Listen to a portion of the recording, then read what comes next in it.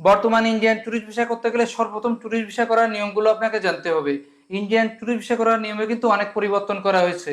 পরিবর্তনগুলো কি, কিভাবে আপনি ট্যুরিস্ট ভিসা করবেন, কত টাকা লাগবে, বিস্তারিত বিষয় নিয়ে আলোচনা করবো আজকের এই ভিডিওতে। তো ভিডিওর মূল বিষয় যাওয়ার আগে একটু বলে রাখি, আপনি আমার চ্যানেলে প্রথম হয়ে থাকলে সাবস্ক্রাইব না করে থাকলে সাবস্ক্রাইব করে বেল আইকনটি অল করে রাখবেন। আর ভিডিও দেখে যদি ভালো লাগে লাইক করবেন। সর্বপ্রথম আপনাকে ভিসার জন্য আবেদন করতে হবে। ইন্ডিয়ান ভিসা অনলাইন ওয়েবসাইট থেকে আপনাকে নির্ভুলভাবে ফর্ম পূরণ করতে হবে, তারপর সেটাকে প্রিন্ট দিতে হবে। আবেদন করার আগের দিন কিন্তু আপনাকে অ্যাপার্টমেন্ট বুক করতে হবে।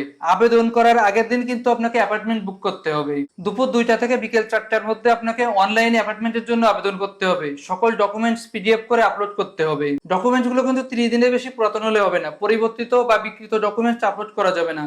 যদি আপনি এগুলো আপলোড করেন তাহলে কিন্তু আপনার ভিসার আবেদনটা বাতিল হয়ে যাবে। সন্ধ্যা 6টার পর আপনাকে অ্যাপার্টমেন্ট দিয়ে পরবর্তী কার্যক্রমের জন্য ওপেন হয়ে যাবে। আপনি চাইলে কিন্তু একবার অ্যাপার্টমেন্ট পরিবর্তন করতে পারবেন। অ্যাপার্টমেন্ট কনফার্ম হওয়ার পর আপনাকে অনলাইনে 1500 টাকা ফি পেমেন্ট করতে হবে। এখন আপনাকে কিছু ডকুমেন্টস নিয়ে ভিসা অফিসে জমা দিতে হবে। সর্বপ্রথম আপনি অনলাইনে যে আবেদন করেছেন সেই ফর্মটাকে প্রিন্ট দিয়ে নিতে হবে। এরপর আপনার একটা পাসপোর্ট থাকতে হবে যার মেয়াদ কমপক্ষে 6 মাস থাকবে এবং 2টা পাতা খালি থাকতে হবে। পাসপোর্টের প্রথম 4 পাতার ফটোকপির সাথে নিতে হবে। যদি আপনার পুরাতন কোনো পাসপোর্ট থাকে সেটাও সাথে নিতে হবে। 3 নম্বরে নিতে হবে আপনার সদ্য তোলা 2x2 ইঞ্চি সাইজের ছবি। এটা কিন্তু আপনাকে স্ক্যান করে আপলোড করতে হবে।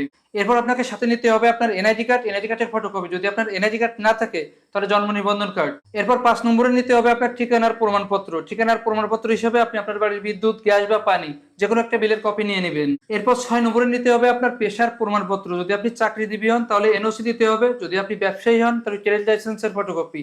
যদি আপনি স্টুডেন্ট হন তাহলে স্টুডেন্ট আইডি কার্ডের ফটোকপি। এরপর সর্বশেষ মোস্ট ইম্পর্টেন্ট যেটা, সেটা হলো আপনার আর্থিক সক্ষমতার প্রমাণ দেখাতে হবে। আপনার ব্যাংকে কমপক্ষে 20,000 টাকা দেখাতে হবে অথবা $150 সমান টাকা দেখাতে হবে। তো আপনার ব্যাংকের 20,000 টাকার একটা স্টেটমেন্ট সাথে নিয়ে নেবেন। এই কাগজপত্রগুলো নিয়ে আপনি আপনার অ্যাপার্টমেন্টের দিন যে ভিসা অফিসে পাসপোর্ট সহ জমা দিবেন। বর্তমান সময়ে ট্যুরিস্ট ভিসা করতে গেলে কিন্তু এই নিয়মগুলো ফলো করতে হবে। আশা করি পুরো বিষয়টা বোঝাতে পেরেছি।